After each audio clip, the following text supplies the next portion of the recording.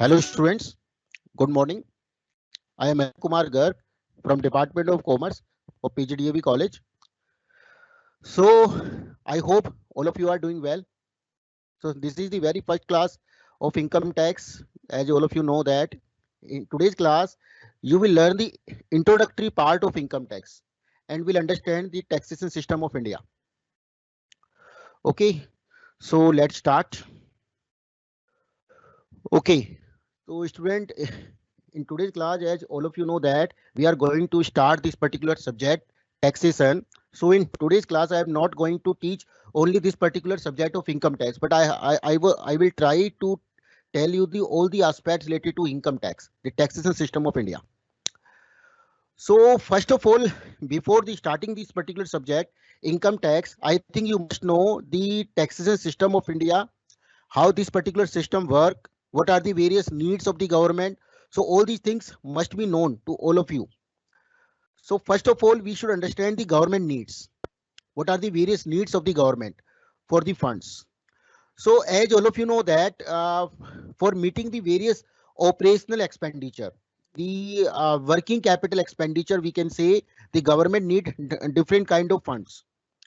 Secondly, for meeting development expenditure and for repaying interest on loan, you know that government take different type of loan from inside of the country and outside also, and for repaying them and for repaying the interest amount on that also, and for paying different type of reserves, creating different type of reserves, for managing different type of transfer payments.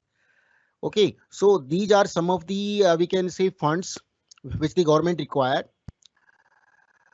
Then again, okay, for arranging these kinds of funds, you know that the government has to make a budget, that is called comparative statement. Okay, so first of all, you know that government has known the total amount of funds required for a particular you know that the government has different type of needs available, and for fulfilling those needs, government has to arrange the revenues, in fact. So what is budget? So budget is the comparison of proposed expenditure and anticipated revenues. So what are the different sources of revenue for the government? So definitely number one is the tax. Number two, non-tax, different type of non-tax things like fines, penalties, profit of PSUs. So all these things are there. Then internal borrowings, external borrowings, net transfer receipts. Okay, so student जब हम बात करेंगे यहाँ पर revenue की, तो revenue का मतलब ये होता है कि भी गवर्नमेंट को कहाँ से कितने कितने पैसे की रिक्वायरमेंट है और कहाँ से गवर्नमेंट उसको अरेंज कर पा रही है. देखिए, बजट की जब हम बात करते हैं, बजट दो तरह का होता है. आप भी अपने घर पर भी बजट बनाते हैं, ठीक है. तो आप अपने घर पर जब बजट बनाते हैं, किसको देखते हैं? पहले इनकम को देखते हैं. इनकम को ध्यान में रख करके एक्सपेंडिचर को प्लान किया जाता है. लेकिन जब हम बात करते हैं किसकी, हम बात करते हैं गवर्नमेंट बजट की. तो in the government budget, the government has to keep in mind the expenditure first of all. What are the required expenditure, and after that, after keeping in mind the expenditure, government has to arrange the revenues. ठीक है. अगर government को मान लीजिए for example 1000 crore की जरूरत है एक पर्टिकुलर ईयर में, तो उस 1000 करोड़ को कैसे अरेंज किया जाएगा, ठीक है, उसका एक लेआउट बनाया जाता है, एक प्लान बनाया जाता है. गवर्नमेंट को अपने एक्सपीरियंस से पता है भाई कितना मुझे टैक्स से पैसा मिल सकता है, कितना नॉन टैक्स से पैसा मिल सकता है, ठीक है. गवर्नमेंट को इंटरनल बोरिंग्स कितनी हो सकती हैं, एक्सटर्नल बोरिंग्स कितनी हो सकती हैं, ट्रांसफर पेमेंट्स कितनी हो सकती हैं. ट्रांसफर पेमेंट का मतलब one sided receipts and one sided payment, उसका जो बैलेंस वो कितना होगा, ठीक है. तो ये सारी बातें गवर्नमेंट को एस्टिमेटेड होती है. तो keeping in mind the estimated expenditure, government has to design all these things, ठीक है. ऑल दी थिंग्स का मतलब कुछ तो फिक्स है भाई. पीएसयूज के प्रॉफिट है गवर्नमेंट, उसमें बहुत ज्यादा गवर्नमेंट का कंट्रोल नहीं है, जितने होने हैं उतने होने हैं, ठीक है. इसके बाद इंटरनल बोरिंग्स कितनी होनी है, एक्सटर्नल बोरिंग्स कितनी होनी है, इनको बहुत ज्यादा गवर्नमेंट का कंट्रोल नहीं है, ठीक है. उसके बाद गवर्नमेंट भाई जितना बैलेंस बच जाता है, फॉर एग्जांपल 1000 करोड़ की जरूरत है, 1000 करोड़ में गवर्नमेंट ने 800 करोड़ इकट्ठा कर लिया, जो रिमेनिंग 200 करोड़ है अब गवर्नमेंट को उसको अरेंज करना है, ठीक है. तो उसी के अकॉर्डिंग क्या बनते हैं, स्लैब्स वगैरह डिसाइड होते हैं। उसमें डायरेक्ट टैक्स कितना होगा, इनडायरेक्ट सोर्सेज से कितना पैसा इकट्ठा होना है, ये सारी बातें तय की जाती हैं। देखिए जब हम बात करते हैं टैक्सेशन की, तो भी आपको पता है भाई हम सबको कंट्रोल कौन करता है, हम सभी को कंट्रोल किया जाता है गवर्नमेंट के द्वारा। What is government? By the people for the people, यानी हम ही में से कुछ लोगों को हम अपॉइंट कर देते हैं भी हम सभी को आप कंट्रोल कीजिए। अब गवर्नमेंट अपॉइंट हो गई, गवर्नमेंट का एक हेड है that is called prime minister of India, उनकी एक कैबिनेट होती है। जैसे आप किसी कंपनी के अंदर देखते हैं भी कंपनी के अंदर डिफरेंट डिपार्टमेंट्स होते हैं डिफरेंट टाइप की एक्टिविटीज करने के लिए, इसी तरह कंपनीज के अंदर भी डिफरेंट जब हम बात करते हैं गवर्नमेंट की, तो गवर्नमेंट के भी डिफरेंट डिपार्टमेंट्स होते हैं दैट आर कॉल्ड मिनिस्ट्रीज। ठीक है, तो डिफेंस के लिए डिफेंस मिनिस्ट्री है। ठीक है, अगर हम बात करें micro small and medium enterprises के लिए एमएसएमई है हमारे पास। तो डिफरेंट टाइप के वर्क के लिए डिफरेंट टाइप की मिनिस्ट्री बनी हुई है और गवर्नमेंट उसको टाइम टू टाइम मॉडिफाई भी करती रहती है। फिनांस की बात करते हैं तो फिनांस के लिए हमारे पास क्या है, मिनिस्ट्री ऑफ फिनांस है। अब मिनिस्ट्री ऑफ फिनांस भी बहुत बड़ा भी पार्ट हो गया, उसके डिफरेंट डिपार्टमेंट है। Department of revenue, department of expenditure, department of financial services, department of investment and public asset management, department of economic affairs. So these are the broad departments. अभी हम यहाँ पे टैक्सेशन की बात कर रहे हैं तो we have to keep in mind department of revenue only. ठीक है, अभी हमने बात की भी गवर्नमेंट को एस्टिमेट करना होता है कि कितने पैसे का अरेंजमेंट करना है, तो वो कहां से पता चलता है, डिपार्टमेंट ऑफ एक्सपेंडिचर की ड्यूटी है उसको एस्टिमेट करना। ठीक है, तो हर डिपार्टमेंट के अपने अपने फंक्शंस हैं और डिपार्टमेंट रेवेन्यू का मतलब क्या हुआ, उस पैसे को अरेंज करना, कहां से कितना पैसा आना है। इसमें डिपार्टमेंट ऑफ रेवेन्यू की जब हम बात करते हैं तो डिपार्टमेंट ऑफ रेवेन्यू के फर्दर दो डिपार्टमेंट होते हैं बड़े important, CBDT and CBEC. CBDT का मतलब होता है central board of direct taxes and CBEC is central board of indirect taxes and customs. ठीक है, sorry this is not CBC, CBIC, this is CBIC. Actually अर्नियर नेम वो CBEC, now it is CBIC. ठीक है, तो इसको ठीक कर लेना। तो अभी हम डिपार्टमेंट ऑफ रेवेन्यू की बात कर रहे हैं, तो डिपार्टमेंट ऑफ रेवेन्यू का मतलब क्या हुआ, टोटल फंड को अरेंज करना है गवर्नमेंट को। अब सबसे पहले हम एक कॉन्स्टिट्यूशनल प्रोविजन देख लेते हैं। भाई एक बात बताइए, आप गवर्नमेंट आपसे टैक्स मांगती है कि भी हमें टैक्स दीजिए, क्या आप वाकई में लाइबल हैं गवर्नमेंट को टैक्स पे करने के लिए, या गवर्नमेंट ऑथराइज है? क्या आप मना कर सकते हैं गवर्नमेंट को भी मैं टैक्स नहीं दूंगा? सबसे पहली बात तो ये, आप गवर्नमेंट को टैक्स देते हैं, पर्पज क्या है, because you avail different type of services. ठीक है, तो आप गवर्नमेंट आपको डिफरेंट टाइप की फैसिलिटीज प्रोवाइड करती है, आपको रोड्स देती है, एनवायरनमेंट प्रोवाइड करती है। ठीक है, hospitals are there, different type of different facilities like airports are there, colleges are there, schools are there। तो इन सारी फैसिलिटीज के बदले में कहीं ना कहीं आपसे टैक्स मांगा जाता है।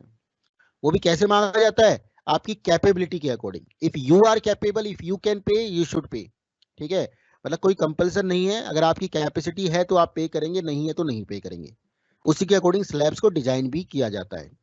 ठीक है, इनकम अर्नर की कैपेसिटी को ध्यान में रखकर। अब क्वेश्चन ये राइज होता है, भैया आपकी जो ड्यूटी है टैक्स पे करने की, क्या वो कौन सी गवर्नमेंट की तरफ है? क्या सेंट्रल गवर्नमेंट की ओर है, क्या स्टेट गवर्नमेंट की तरफ है, या किसी लोकल गवर्नमेंट की तरफ है? आप सभी को पता है जब हम बात करते हैं गवर्नमेंट की, तो broadly there are three types of government, central government that is also called union government, number two state government, और नंबर थ्री लोकल गवर्नमेंट। तो भाई आप सभी को ये भी पता है जब हम बात करते हैं लॉ की, तो जो आप लोगों के ऊपर जो कानून एप्लीकेबल होते हैं, लॉ एप्लीकेबल होते हैं, वो कौन सा होता है, रूल ऑफ लैंड, यानी कि जहां पर आप हैं उस समय पर जो कानून है वो आप लोगों पर एप्लीकेबल होता है। तो क्वेश्चन ये राइज होता है, कौन सा टैक्स लेने के लिए किसके पास पावर है, कौन सी गवर्नमेंट आपसे टैक्स वसूल सकती है? अब क्वेश्चन ये राइज होता है। तो देखिए भी, अभी हम जब बात करते हैं गवर्नमेंट की, एक बहुत ही इंपॉर्टेंट आर्टिकल है हमारे कॉन्स्टिट्यूशन में। आप सभी को पता है जितनी भी पावर्स हैं, जितने भी रूल्स हैं, जितनी भी अथॉरिटीज हैं, वो सारी की सारी कहां से आई हैं, आर्टिकल 246 से आई हैं। हमारे कॉन्स्टिट्यूशन से आई हैं, सॉरी, जितनी भी हमारे पास रूल रेगुलेशन है सारे के सारे हमारे कॉन्स्टिट्यूशन से आए हैं। अब उन कॉन्स्टिट्यूशन के अंदर डिफरेंट आर्टिकल्स हैं जो डिफरेंट टाइप के रूल्स को बताते हैं, ठीक है। उन्हीं आर्टिकल्स में से एक आर्टिकल है आर्टिकल 246, उसके अंदर एक आर्टिकल है शेड्यूल 7। ये बहुत ही इंपॉर्टेंट शेड्यूल है, इसको हमेशा ध्यान रखना। ये क्या बताता है? ये पावर का बाइफरकेशन बताता है। पावर का bifurcation means among different governments, ठीक है। तो mainly there are two governments, the state government and central government. तो इनके बीच में पावर का बाइफरकेशन कैसे होगा? लोकल गवर्नमेंट स्टेट गवर्नमेंट के साथ मिलकर काम करती है, तो इसलिए हम ब्रॉडली दो गवर्नमेंट की बात करते हैं। तो पावर का बाइफर कैसे कैसे होगा भी? अब तो ये हमारे कॉन्स्टिट्यूशन ने बताया हुआ है पावर का bifurcation. There are 3 entries in this particular schedule 7, that is list 1, list 2 and list 3। ये 3 लिस्ट दी हुई हैं उसके अंदर। लिस्ट 1 को यूनियन लिस्ट कहते हैं, लिस्ट 2 को स्टेट लिस्ट कहते हैं, और list 3 is the concurrent list, ठीक है। अब इन लिस्ट के अंदर एंट्रीज दी हुई हैं। एंट्रीज का मतलब होता है रूल्स। ये ध्यान रखना, मैं बहुत ही इंपॉर्टेंट चीज बता रहा हूं मैं आपको ये, ठीक है, आगे हमेशा काम आने वाली है थ्रू आउट लाइफ आपको। तो लिस्ट 1 की जब हम बात करते हैं तो in the list 1 there are certain entries. Entries means you can also understand like rules. तो लिस्ट 1 के अंदर जो पावर है वो किसको मिलती है? सेंट्रल गवर्नमेंट को मिलती है, यानी सेंट्रल गवर्नमेंट एम्पावर्ड है लिस्ट 1 के अकॉर्डिंग। तो सबसे पहले हम बात करते हैं एंट्री नंबर 82 की। भाई देखिए, अभी हम बात जो करने जा रहे हैं केवल टैक्स की बात कर रहे हैं। वैसे तो इसमें सारी मतलब बाइफरकेशन दिया हुआ है, कौन व्हीकल्स को यूज करेगा, कौन रोड्स को यूज करेगा, कौन रिवर्स को यूज करेगा, कैसे कैसे किसकी पावर होगी, किसके क्या लाइबिलिटीज होगी, वो सारी एंट्रीज इसमें दी हुई हैं। अभी हम ब्रॉडली जो बात कर रहे हैं, mainly we are focusing only towards the taxation part, ठीक है। तो अभी हम बात कर रहे हैं टैक्स की, तो जो टैक्स से रिलेटेड एंट्रीज है उन्हीं की बात करते हैं। तो अभी हमने बात की इनकम टैक्स की। सो इनकम टैक्स को कलेक्ट करने की पावर किसके पास है? तो ध्यान रखिएगा, इनकम टैक्स को कलेक्ट करने की पावर सेंट्रल गवर्नमेंट के पास है, except agricultural income. Agriculture income पर सेंट्रल गवर्नमेंट टैक्स नहीं लगा सकती, ठीक है। वो पावर किसके पास है? वो पावर स्टेट गवर्नमेंट के पास है। आपने देखा, it is the part of list number 2, that is state list, ठीक है ना। तो ये एंट्री नंबर 46 का पार्ट है। इसी प्रकार कस्टम्स की बात करें, different type of custom duties including export duties, वो कौन लेवी करेगा? वो भी सेंट्रल गवर्नमेंट लेवी करेगी। एक्साइज ड्यूटी की बात करें, एक्साइज ड्यूटी पहले बहुत सारी आइटम्स पर लगती थी, मैन्युफैक्चरिंग पर लगता था। अब क्योंकि जीएसटी आ गया है तो ये केवल पेट्रोलियम प्रोडक्ट्स है, उन्हीं तक अभी कंसाइज किया हुआ है इसको, ठीक है। डिफरेंट 5 टाइप्स के जो पेट्रोलियम प्रोडक्ट्स हैं। इसी प्रकार कॉर्पोरेशन टैक्स है, इसी प्रकार कैपिटल टैक्स है, जो आपकी कैपिटल एसेट्स होती है उनके ऊपर जो टैक्स लगता है। इसी तरह एक 92A होता था। 92A का मतलब सेंट्रल सेल टैक्स, वो वॉमिटेड हो गया है जीएसटी आने की वजह से। 92B consignment of goods, 92C ये भी डिलीट हो गया है क्योंकि जीएसटी आ गया है। इसके बाद में एक बहुत ही इंपॉर्टेंट एंट्री मैं आपको बताने जा रहा हूं, हमेशा ध्यान रखना, entry number 97, that is called residuary entry. इसको न्यूट्रल एंट्री भी कहते हैं, यानी open power of the government. भाई एक बात बताइए, ये जितनी भी एंट्रीज हैं ये गवर्नमेंट को पावर दे रही है ना, तो इसका मतलब हर इनको वसूला कैसे जाएगा? इसके लिए रूल रेगुलेशन बनाए जाते हैं। तो रूल रेगुलेशन जिसमें बनाए जाएंगे, जिस बुक के अंदर लिखे जाएंगे, उसको हम क्या समझ सकते हैं? एक्ट। कोई कानून हो गया, एक्ट हो गया, ठीक है। तो इनकम टैक्स के लिए इनकम टैक्स एक्ट 1961 है, कस्टम के लिए कस्टम्स एक्ट 1975। तो हर किसी के लिए एक एक्ट बना हुआ है, ठीक है। लेकिन अगर गवर्नमेंट को कोई चेंज करना पड़ता है, मान लीजिए भाई एक्ट में तो इतनी जल्दी चेंज होने वाला नहीं है ना। गवर्नमेंट ने आज एक्ट बनाया और गवर्नमेंट कहती है ईयर के बीच में कुछ चेंज कर दें, तो उसके लिए तो बहुत लंबा एक्सरसाइज होती है। बिल आता है बकायदा, पार्लियामेंट के अंदर पास होता है, दोनों हाउसेज के अंदर, उसके बाद प्रेसिडेंट के पास जाता है साइन होने के लिए, बहुत टीडियस वर्क है। तो गवर्नमेंट के पास एक पावर दी गई है जिसको बोलते हैं रेजिडुअरी ड्यूटी। उसके अकॉर्डिंग गवर्नमेंट नोटिफिकेशन लाकर, सर्कुलर्स निकालकर चेंज कर सकती है फॉर दी टेम्परेरी पीरियड, ठीक है। तो ये एंट्री नंबर 97 है। अब हम बात करते हैं लिस्ट 2 की। तो लिस्ट 2 के अंदर एक एंट्री, इसके अंदर भी एंट्री दी हुई है, वो सब किसको बताती हैं? वो बताती है स्टेट गवर्नमेंट की पावर को। कि यहाँ पर केवल स्टेट गवर्नमेंट का ही राइट होगा इन चीजों पर, चाहे वो टैक्स ऑन एग्रीकल्चर इनकम है, tax on land and building है, excise duty on specified goods, कुछ स्पेसिफाइड गुड्स इन पर स्टेट गवर्नमेंट को एक्साइज ड्यूटी वसूलने का राइट है। इसके बाद ऑक्ट्रॉय है। ऑक्ट्रॉय का मतलब एक स्टेट से एक, अगर आप कोई पर्टिकुलर लिमिटेशन को क्रॉस करते हैं, वो नए वाले, क्योंकि जीएसटी आ गया है वो भी ओमिटेड हो गया है। Tax on electricity, state sale tax, different type के जो टोल्स होते हैं, ये सब, तो ये सब राइट होता है। इसके बाद में कॉन्करेंट लिस्ट की बात करते हैं, तो कॉन्करेंट लिस्ट का मतलब होता है जिस पर दोनों को राइट है। ठीक है, इसके अंदर भी लिस्ट दी हुई है बहुत बड़ी, क्योंकि हम यहाँ पर केवल टैक्स की बात कर रहे हैं। तो फॉरेस्ट इनकम, फॉरेस्ट से रिलेटेड जो भी इनकम होगी एज पर एंटी नंबर 17 है, वो दोनों को राइट है। इसी प्रकार एजुकेशन इनकम, इस पर भी दोनों को राइट है। स्टेट गवर्नमेंट और यूनियन गवर्नमेंट मिलकर इनके ऊपर रूल्स एंड रेगुलेशन फ्रेम करते हैं। ठीक है, चलिए अभी हमने बात की यहाँ पर टैक्स की, तो जल्दी से, क्योंकि टैक्सेशन सिस्टम पढ़ रहे हैं तो आप सभी को पता है गुड्स एंड सर्विसेज टैक्स आ गया है। तो थोड़ा छोटा सा इंट्रो इसका भी दे देता हूं मैं आपको। भाई इंडिया के अंदर पहले इनडायरेक्ट टैक्सेस थे, मल्टीप्लिसिटी ऑफ टैक्सेस थे, इतने सारे टैक्स थे, मल्टीपल टैक्सेस थे इंडिया के अंदर। तो उसमें होता क्या था, टैक्स पेयर कई बार पजल्ड हो जाता था, उसको पता नहीं होता था भी कि भी कौन सा रूल कहां पर है। और जो कंसेप्ट होता है ना ईज ऑफ डूइंग बिजनेस, कहीं ना कहीं उसके खिलाफ, मतलब उसके खिलाफत हो रही थी उस बात की। क्यों हो रही थी उस बात की खिलाफत? क्योंकि डिफरेंट स्टेट्स के अंदर डिफरेंट रूल्स थे, different tax structure, different compliance formalities, ठीक है, डिफरेंट रजिस्ट्रेशन प्रोसीजर्स। तो उससे होता क्या था, मतलब बिजनेस करने में बहुत सारी बाधाएं आ रही थी। ठीक है, उन बाधाओं को दूर करने के लिए गवर्नमेंट ने टाइम टू टाइम बहुत सारे रिफॉर्म्स लेकर के आई। तो टैक्सेशन भी उनमें से एक रिफॉर्म है। ठीक है, तो गुड्स एंड सर्विसेज अभी भी 100% चीजों पर नहीं लगता है। Alcoholic liquor for human consumption permanently outside है परव्यू से। और इसी प्रकार जो पेट्रोलियम प्रोडक्ट्स हैं उनको 5 ईयर्स के लिए बाहर किया हुआ है, उन पर टैक्स जीएसटी नहीं लगेगा। ठीक है भाई, जब हम टैक्स की बात करें तो टैक्स किस पर लगता है, इनकम पर लगता है या एक्सपेंडिचर पर लगता है?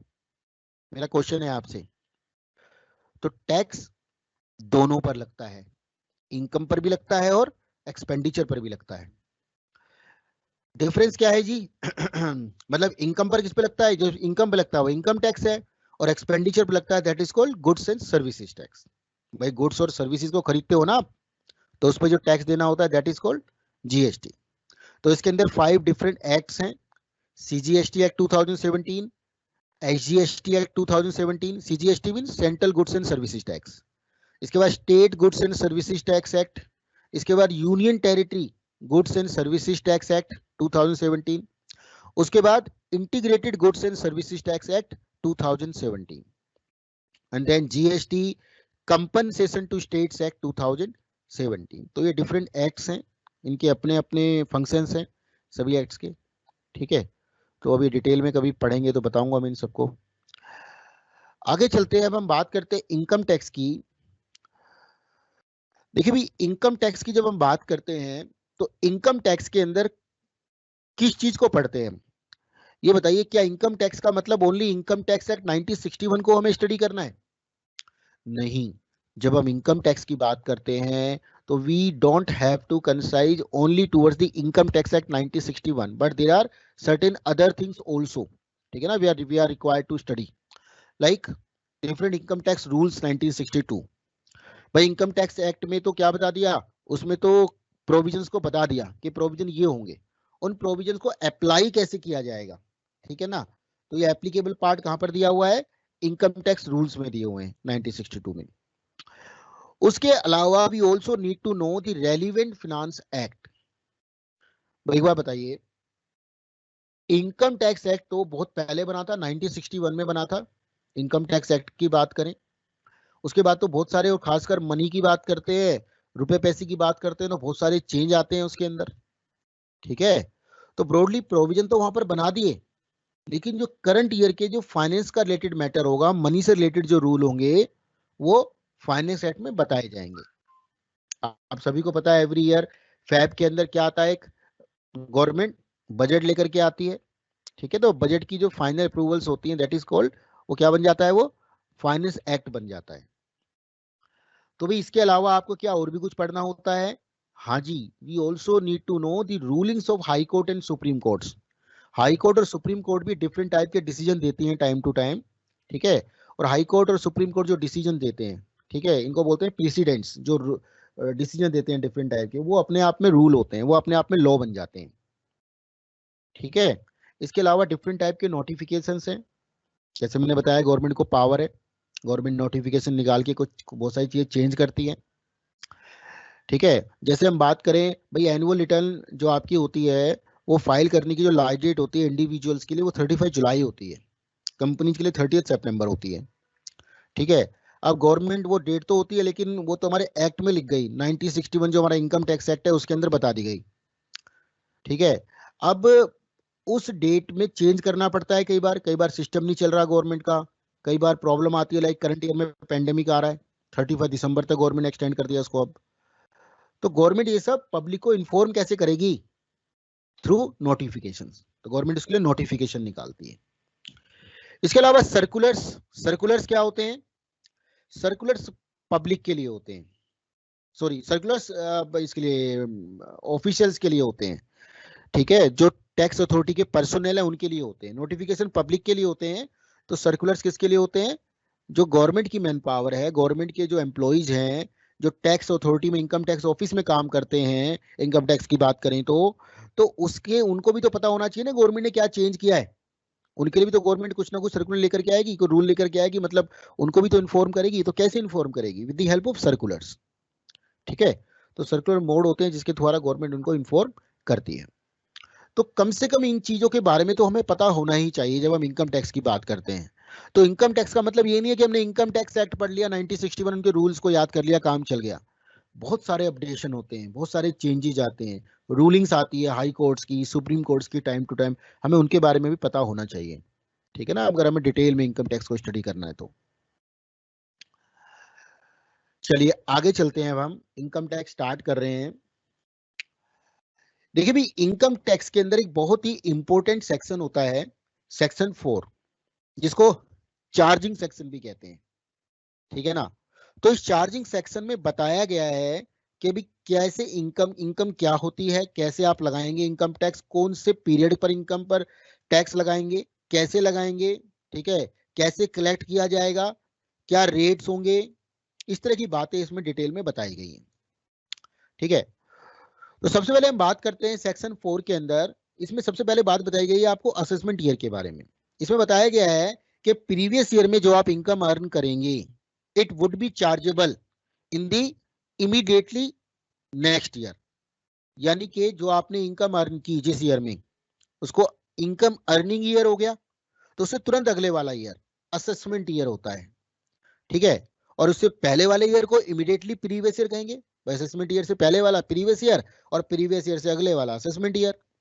यानी जिस ईयर में आप इनकम अर्न करते हो उसको प्रीवियस ईयर कहते हैं। सिंपल सी बात ही है। अभी डिटेल में समझेंगे इसको आगे। इसके अलावा इसमें यह भी बताया गया है भी रेट ऑफ टैक्स क्या होंगे। तो केवल इसमें इतना बता के छोड़ दिया गया है, as specified by the relevant finance act. इसमें इतना कह के छोड़ दिया गया है भाई, जो भी फाइनेंस एक्ट होगा उसके अंदर रेट्स के बारे में बताया जाएगा। तो आपको मैंने पहले बताया भी, फाइनेंस एक्ट जो है वो एवरी ईयर आता है, ठीक है। और उसके अंदर keeping in mind the government scope, government needs, different type of needs. आपको पता है गवर्नमेंट को फंड्स की जरूरत होती है, और फंड्स को कलेक्ट करने के लिए गवर्नमेंट डिजाइन करती है पूरे के पूरे फंड्स के स्ट्रक्चर को, कितना पैसा कहां से लेना है, ठीक है ना। तो उसी उसी में ही रेट्स भी आता है कि टैक्स के रेट्स क्या होंगे, वो भी वहां से पता चलता है। तो वो वहां से पता चलेगा जी हमें। इसके अलावा कुछ ऐसी चीजें भी हैं जो हमारे इनकम टैक्स एक्ट 1961 में स्पेसिफाई कर दी गई हैं। जब इनकम टैक्स बना था, इनकम टैक्स एक्ट बना था, उसी टाइम ही गवर्नमेंट ने बता दिया कि अभी इस पर इस रेट से टैक्स लगेगा।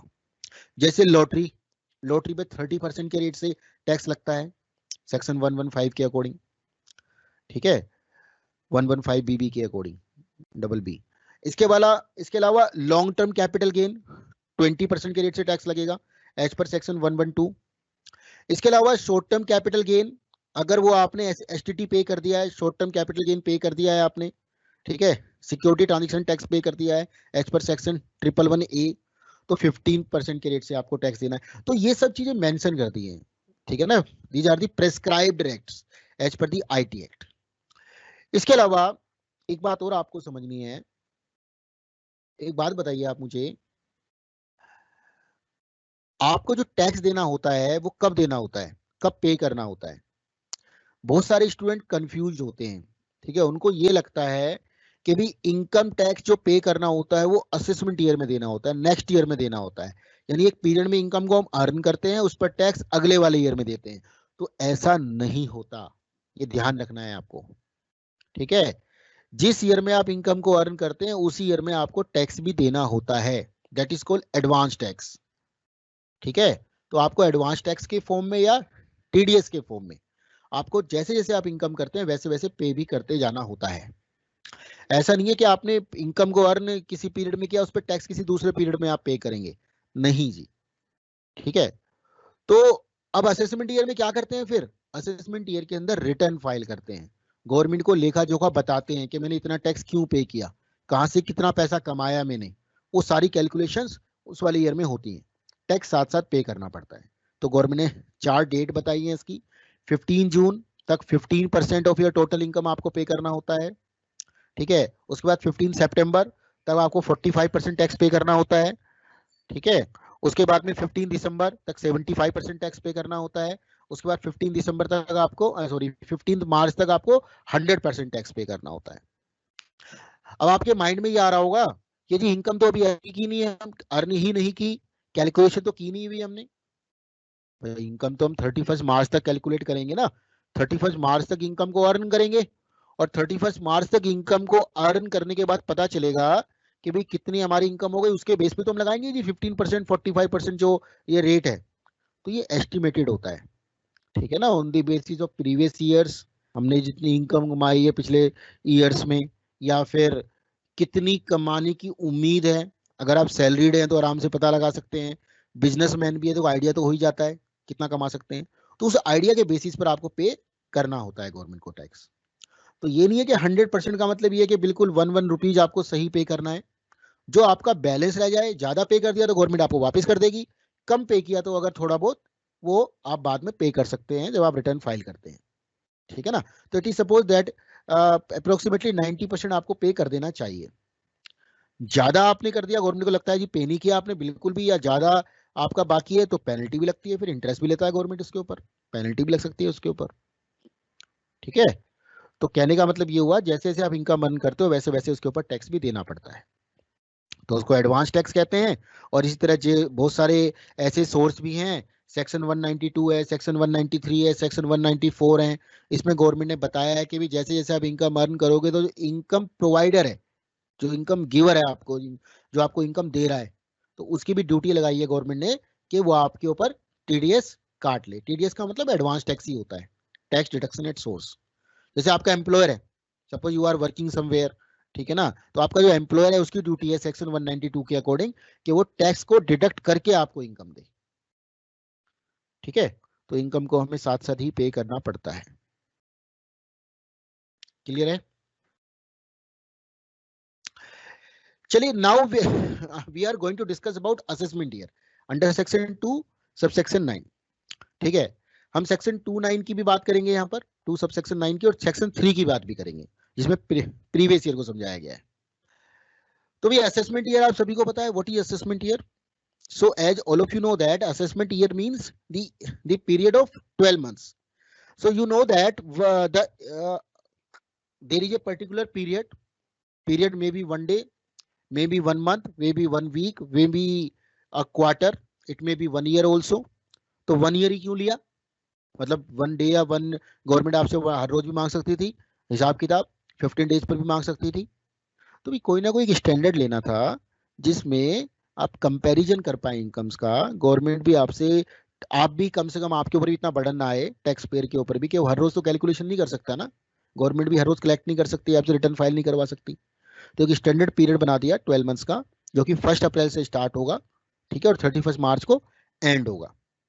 तो ये पीरियड गवर्नमेंट ने बना दिया कि इस पीरियड में आप जो अर्न करोगे उस पर इमीडिएटली नेक्स्ट ईयर में, जिसको हम असेसमेंट ईयर कहते हैं, उसमें आपको टैक्स पे करना पड़ेगा। यानी कि 12 मंथ्स का पीरियड जिसमें इनकम अर्न करोगे और अगला 12th मंथ का पीरियड जिसमें आप गवर्नमेंट को अपना हिसाब किताब दोगे। सो what is assessment year? Assessment year की हम बात कर रहे हैं। आपको पता है जब आप इनकम अर्न करते हैं तो उस पर आपको टैक्स को कैलकुलेट करना पड़ता है, ठीक है। Without calculation you are not able to pay to the government, ठीक है। और कैलकुलेशन का जो सिनोनिम होता है वो क्या होता है? असेसमेंट, ठीक है ना।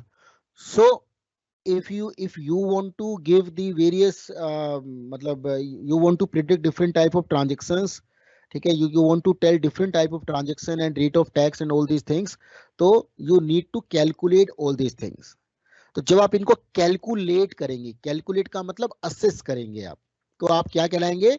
असेसी बन जाएंगे आप, असेसी यानी कैलकुलेटर। आपने कैलकुलेट किया तो you will be called assessee also, ठीक है। और जिस ईयर में ये कैलकुलेशन की जाएंगी उनको कैलकुलेशन ईयर कहेंगे, यानी ऑल्सो कॉल्ड असेसमेंट ईयर। तो इस वाले ईयर में असेसमेंट किया आपने, ठीक है। तो इसका मतलब असेसमेंट ईयर का मतलब जो प्रीवियस ईयर के बिल्कुल इमीडिएटली नेक्स्ट ईयर होता है उसको असेसमेंट ईयर कहते हैं, ठीक है। और प्रीवियस ईयर का मतलब जिस ईयर में इनकम आपने इनकम को अर्न किया है, ठीक है, that is called previous year. तो एक बात बताइए, क्या ऐसा जरूरी है कि जो प्रीवियस ईयर है उसका जो पीरियड है पूरा 12 मंथ्स हो? तो answer is no, it is not mandatory, ठीक है। प्रीवियस ईयर का पीरियड छोटा भी हो सकता है, ध्यान रखना। किन किन बिजनेसेस के लिए? नंबर 1, दो तरह की वो है, इसमें याद रखिएगा, नोट कर लीजिए। Number 1, in case of new businesses, अगर कोई नया बिजनेस स्टार्ट हो रहा है तो ध्यान रखना एंड तो जरूर 31 मार्च को होना है उसको, लेकिन स्टार्ट 1 अप्रैल को होना जरूरी नहीं है। एंड का मतलब उसकी बुक्स के एंड होने की बात कर रहा हूं मैं, ठीक है। तो इनकम टैक्स अथॉरिटी को मार्च को ही किया जाएगा, चाहे आपने स्टार्ट उसको 30 मार्च को किया, तो 2 दिन की इनकम दिखाओ आप, ठीक है। 1 अप्रैल से लेकर के 31 मार्च के बीच में आपने कभी भी बिजनेस स्टार्ट किया हो तो यानी कि पीरियड 1 ईयर से 12 मंथ से छोटा भी हो सकता है, कम ड्यूरेशन का भी हो सकता है, ठीक है।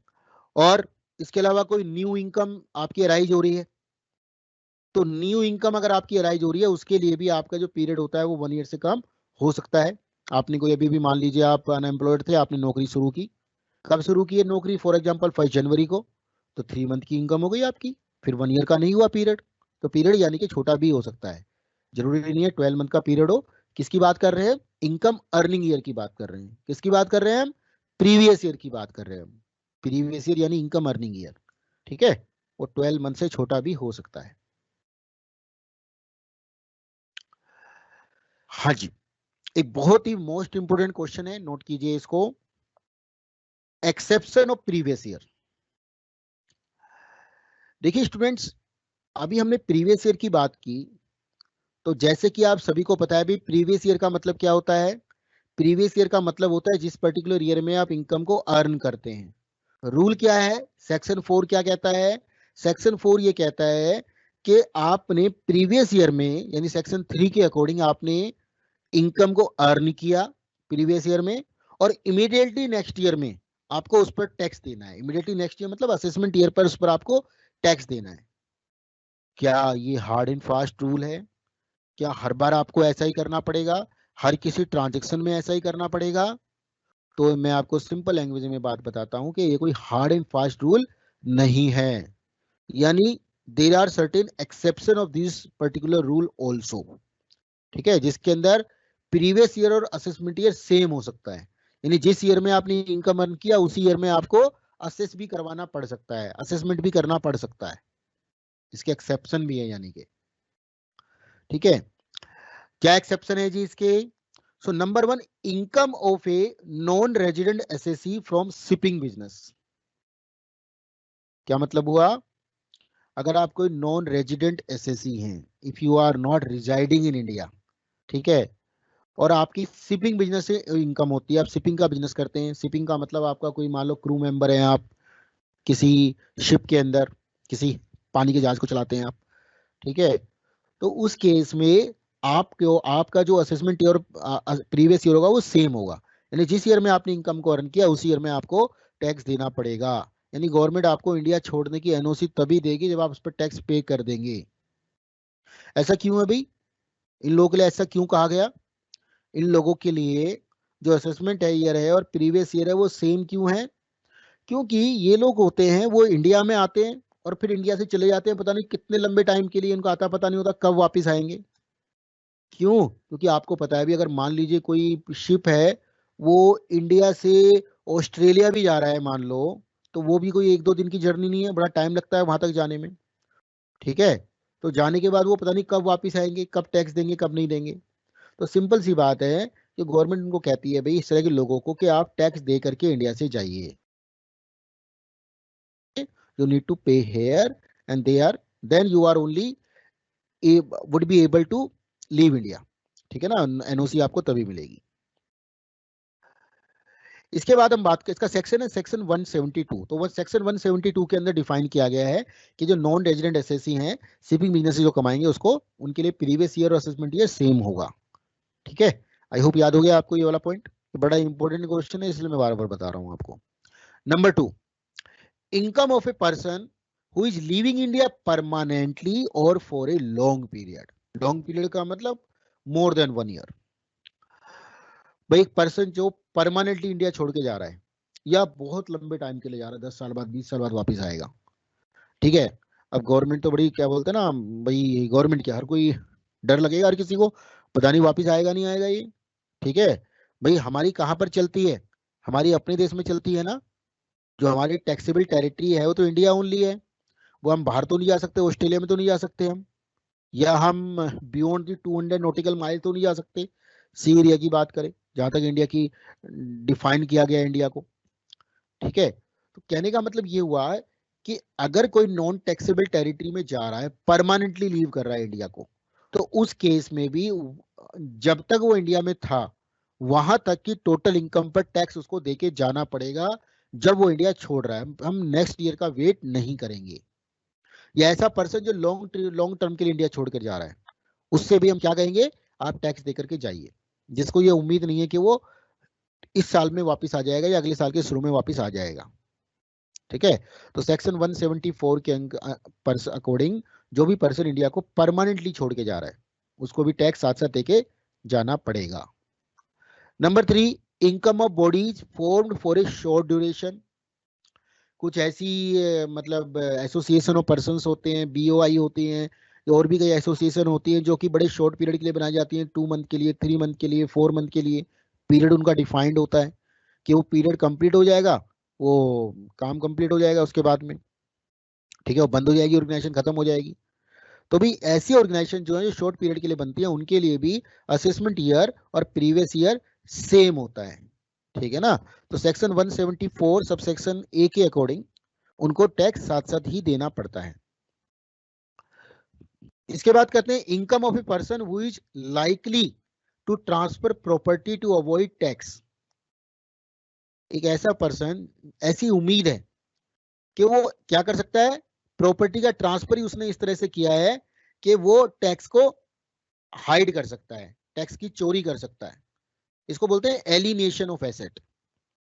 एलिनेशन ऑफ एसेट के अंदर क्या करते हैं, यानी कि कोई पर्सन इस तरह से एसेट्स को ट्रांसफर कर सकता है, उसकी बंदोबस्ती कर सकता है, ठीक है, कि उससे टैक्स की चोरी हो जाए या टैक्स को वो अवॉइड कर पाए, या टैक्स को उसने क्या कर दिया, मान लीजिए अभी हम पढ़ेंगे भी आगे जा करके ये सारी चीजें, कि टैक्स अपनी प्रॉपर्टी को उसने ट्रांसफर कर दिया वाइफ को, या वाइफ ने हस्बैंड को ट्रांसफर कर दिया, किसी दूसरे पर्सन को ट्रांसफर कर दिया, without transferring the capital, only income transfer कर दिया आपने, या आपकी प्रॉपर्टी को ट्रांसफर करने का मकसद ही केवल इनकम को क्या करना था, इवेड करना था, टैक्स की चोरी करना था। तो उस केस में भी प्रीवियस ईयर और असेसमेंट ईयर सेम हो जाएगा। ये डिपेंड करता है इनकम टैक्स ऑफिसर के ऊपर। इनकम टैक्स ऑफिसर को अगर लगता है, उसको अगर डाउट होता है, तो उसके बाद पावर है सेक्शन 175 के अकॉर्डिंग, वो ऐसी प्रॉपर्टी पर सेम ईयर में टैक्स लगा सकता है। मतलब ये 100% रूल नहीं है कि वो टैक्स लगेगा ही लगेगा। अगर आप एलिनेशन करेंगे यानी प्रॉपर्टी को ट्रांसफर करेंगे तो आपको सेम ईयर में ही टैक्स लग जाएगा, टैक्स लग सकता है। ठीक है ना, इनकम टैक्स ऑफिसर के ऊपर डिपेंड करता है। अगर उसको अगर डाउट होता है कि ऐसे ट्रांसफर करने से टैक्स की चोरी हो सकती है तो सेम ईयर में वो टैक्स लगा सकता है बाय गिविंग प्रॉपर जस्टिफिकेशन।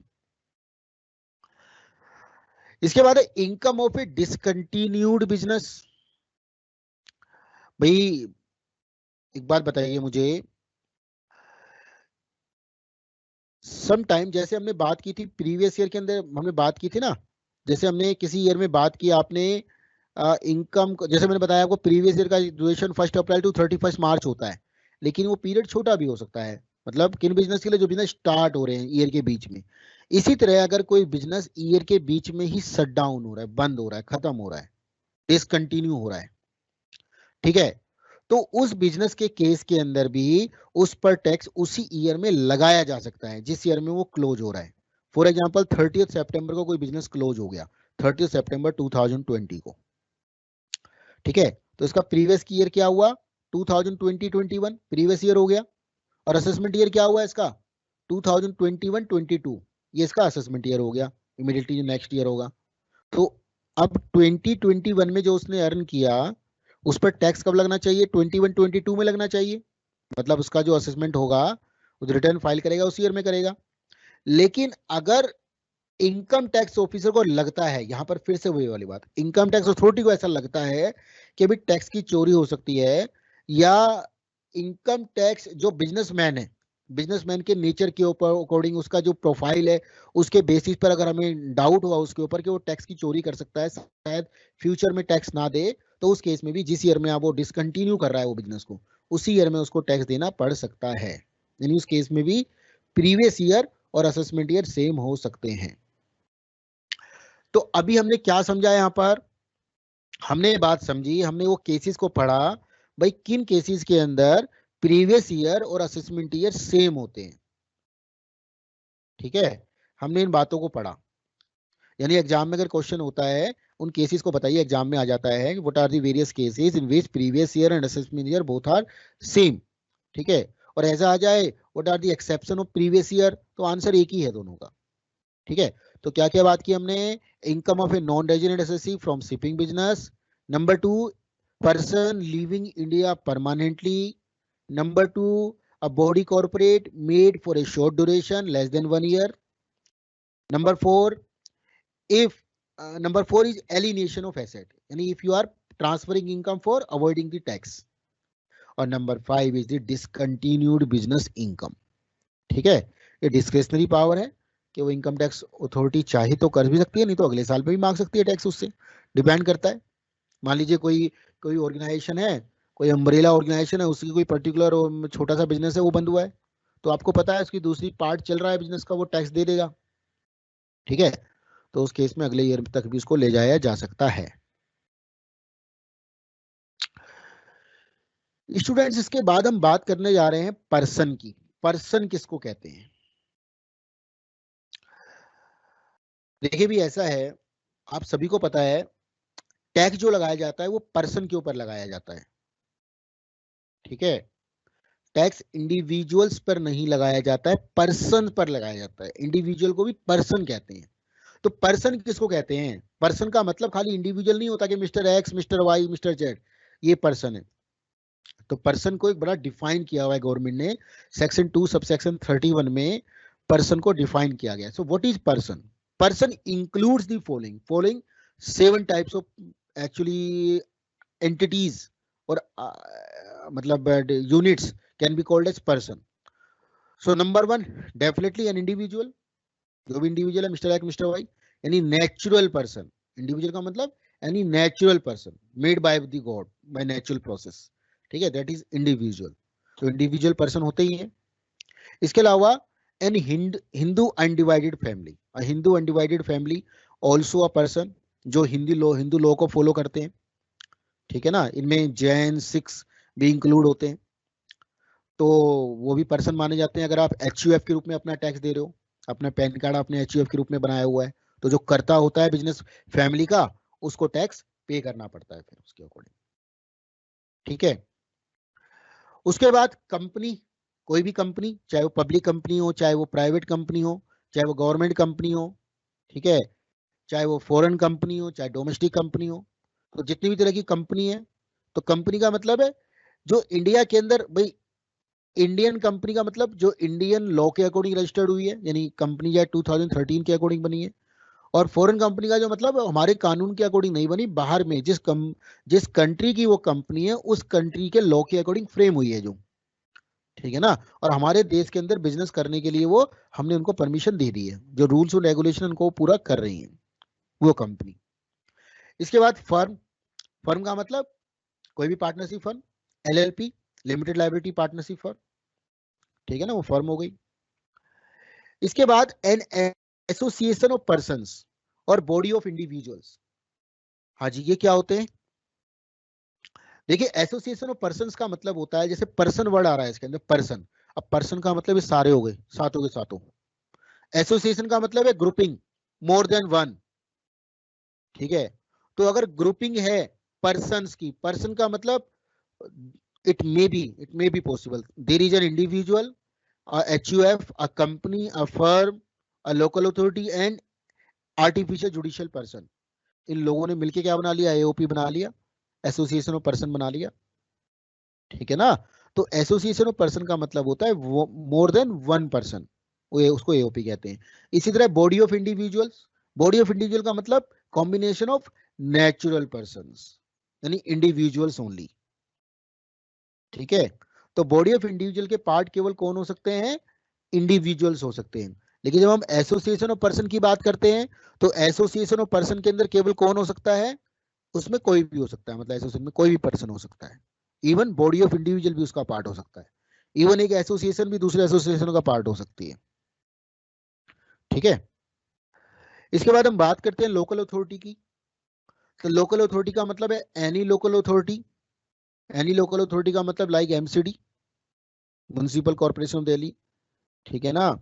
चाहे वो ईस्ट दिल्ली म्यूनिसिपल कॉर्पोरेशन की बात करें, या फिर हम साउथ दिल्ली की बात करें, या नॉर्थ दिल्ली, किसी की बात भी करें, तो इसका मतलब वो लोकल अथॉरिटी हो गया। इसके अलावा artificial judicial person, artificial judicial person उनको कहते हैं जो उन ऊपर के 6 में से कोई भी नहीं है। आर्टिफिशियल जुडिशियल का पर्सन का मतलब जो उनमें से कोई भी नहीं है, जो हमने अभी ऊपर पढ़े, उनको आर्टिफिशियल जुडिशियल पर्सन कहते हैं। जैसे यूनिवर्सिटी ऑफ दिल्ली, ठीक है। तो इस तरह के एग्जाम्पल हैं सारे के सारे, इनको हम डिफरेंट टाइप के पर्संस कहते हैं। तो याद रखिएगा टैक्स के अंदर पर्सन बड़ा इंपॉर्टेंट होता है। टैक्स जो लगता है वो पर्सन के ऊपर लगता है, ओके। तो ये था स्टूडेंट, एक जल्दी से निगाह मार लेते हैं अभी तक जो हमने पढ़ा।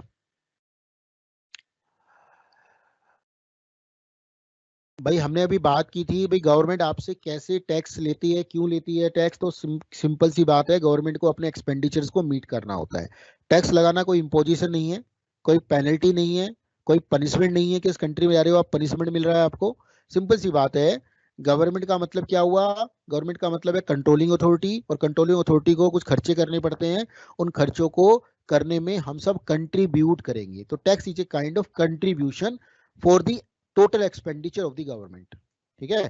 तो गवर्नमेंट के बहुत सारे सोर्सेज होते हैं पैसा इकट्ठा करने के, गवर्नमेंट वहां से पैसा इकट्ठा करती है, जिनमें हमने बात की tax, non tax, internal borrowings, external borrowings, net transfer receipts, ठीक है। तो टैक्स की बात की हमने, टैक्स दो तरह के होते हैं, डायरेक्ट टैक्स और इनडायरेक्ट टैक्स।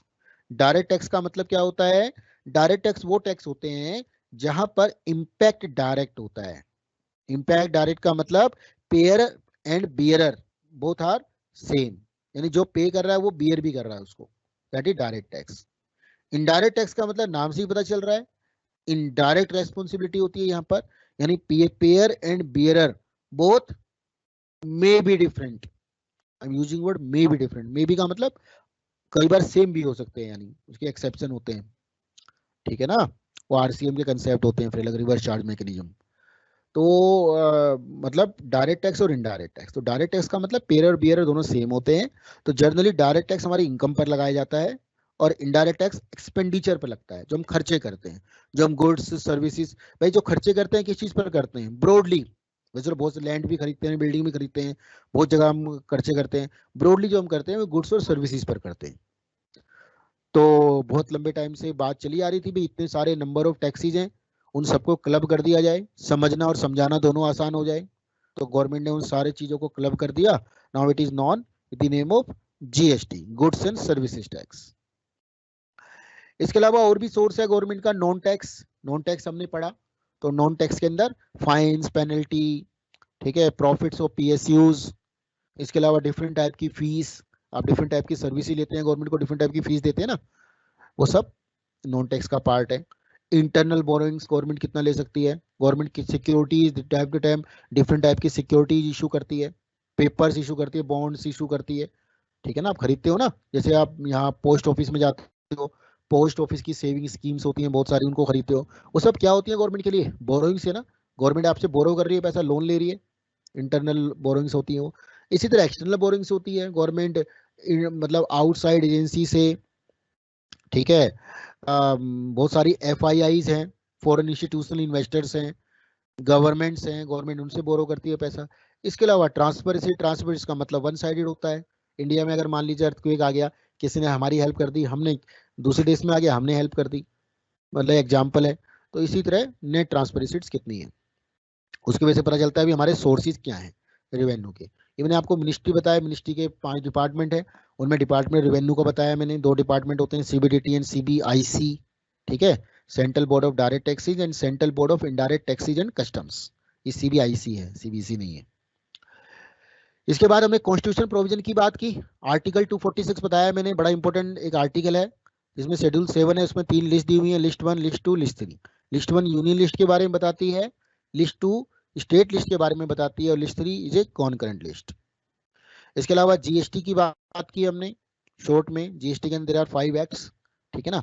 इनकम टैक्स की बात की हमने, इनकम टैक्स को मतलब केवल इनकम टैक्स एक्ट को ही नहीं पढ़ना है हमें, we also need to know the income tax rules, we also need to understand the relevant finance act, the rulings of high court and supreme court के जो डिसीजंस होते हैं टाइम टू टाइम, उनके बारे में भी हमें पता होना चाहिए। इसके अलावा नोटिफिकेशंस पब्लिक के लिए जो निकालती है गवर्नमेंट, नोटिफिकेशन, नोटिसेस। इसके अलावा circulars for the income tax authority, personal of the income tax authority, ठीक है। इसके अलावा सेक्शन 4 की बात की, बड़ा इंपॉर्टेंट सेक्शन है, तो उसमें बताया गया अभी टैक्स कैसे लगाया जाएगा, इनकम टैक्स को चार्ज कैसे किया जाएगा। तो आपको पता है प्रीवियस ईयर एक असेसमेंट ईयर है, वो हमने समझा। फाइनेंस एक्ट के अकॉर्डिंग रेट डिसाइड होंगे। इसके अलावा कुछ रेट प्रेस्क्राइब भी किए हुए हैं इनकम टैक्स के अकॉर्डिंग, सेक्शन 4 में के अकॉर्डिंग, जैसे लॉटरी पर 30% रेट से टैक्स लगेगा, लॉन्ग टर्म कैपिटल गेन पर 20% के रेट से लगेगा, शॉर्ट टर्म कैपिटल गेन पर 15% के रेट से टैक्स लगेगा।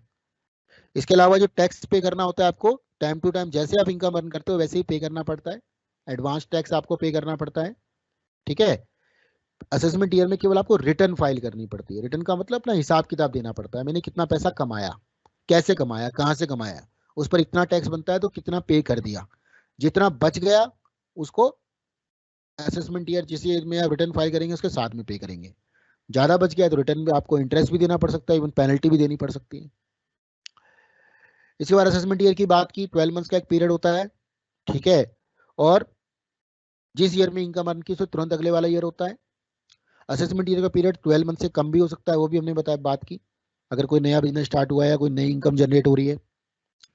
प्रीवियस ईयर की बात की, जो इमीडिएटली असेसमेंट ईयर से इमीडिएटली प्रीवियस ईयर होता है, उसको हम प्रीवियस मतलब पहले वाला ईयर होता है, उसको हम प्रीवियस ईयर कहते हैं, that is also called income earning year.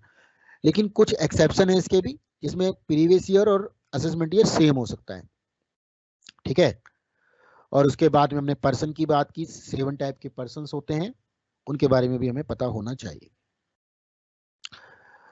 तो स्टूडेंट ये एक टेलीग्राम ग्रुप बनाया हुआ है, ये इनकम टैक्स से रिलेटेड नोट्स वगैरह मैं इसमें शेयर करता रहता हूँ, कॉलेज स्टूडेंट्स के लिए भी है, तो आप लोग भी ज्वाइन कर सकते हैं इसको, अच्छा ग्रुप है ये, ठीक है। तो स्क्रीनशॉट ले सकते हैं आप इसका, और